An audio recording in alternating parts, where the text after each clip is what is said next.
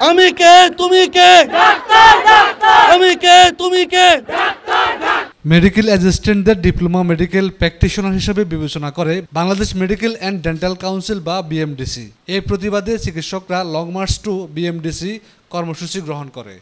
বুধবার 21শে আগস্ট 9 দফা দাবি নিয়ে কেন্দ্রীয় শহীদ মিনারে জড়ো হন চিকিৎসক সমাজ।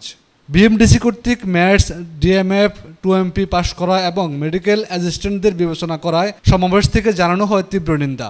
এছাড়া চিকিৎসকরা নিজেদের অস্তিত্ব ও অধিকার আদায়ের লড়াইয়ে সবার সহযোগিতা কামনা করেন। আমাদের দাবি এক দফা এক, স্বাস্থ্য সংস্থা সংস্কার লাগবে। শুধুমাত্র এমবিবিএস এবং বিডিএস ডিগ্রিধারী বাদে অন্য কেউ ডাক্তার উপাধি ব্যবহার করতে পারবে না। আমাদের বিএমডিসি নানাভাবে দুর্নীতিতে জর্জরিত হয়ে গেছে। এমন দুর্নীতিগ্রস্ত বিএমডিসি আমরা চাই না। ভুয়া ডাক্তারের এন্ট্রি হয় টাকার বিনিময়ে। আমরা ডাক্তার সোসাইটি এটা মানতে পারি না। সরকারের প্রদত্ত আইন ভেঙে অযৌক্তিকভাবে অন্যান্য যারা ডাক্তার বাদে যারা ডিএমএফ আছে, যারা ম্যাথস আছে, এদের ডাক্তার তকমা দেওয়া হচ্ছে। আমরা তীব্র নিন্দা জানাই।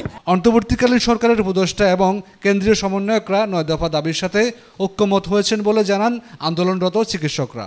সমন্বয়কদের সাথে কথা হয়েছে, আমরা তাদেরকে দাবি উত্থাপন করেছিলাম, তারা প্রত্যেকটা দাবির যৌক্তিকতা খুঁজে পেয়েছে। এই অন্তর্বর্তীকালীন সরকার যত সমন্বয়ক আছে, যত উপদেষ্টা আছে, সবাই আমাদেরকে সহায়তা করতে চেয়েছেন। বিএমডিসি সংস্কার চেয়ে চিকিৎসকরা বলেন, অনেক মেডিকেল কলেজ চিকিৎসকদের বেতন ভাতা ঠিকভাবে দিচ্ছে না। এসব প্রতিষ্ঠানকে আইনের আওতায় নিয়ে আসতে হবে। ব্যাপকভাবে নির্যাতিত, তারা ঠিকভাবে বেতন পায় না, তারা রোস্টার ডিউটির টাকা পায় না। এতে কোনো ন্যূনতম নীতি নৈতিকতা নেই। বিএমডিসির অবিলম্বে একটি কমিশন গঠন করতে হবে।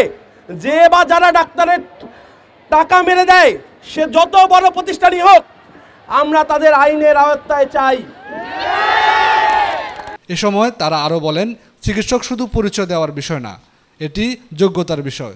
যাদের এই যোগ্যতা নেই তারা চিকিৎসক হিসাবে পরিচয় দিতেই পারে না। যারা সহকারী টেকনোলজিস্ট তারা কোনো ক্রমে চিকিৎসক না।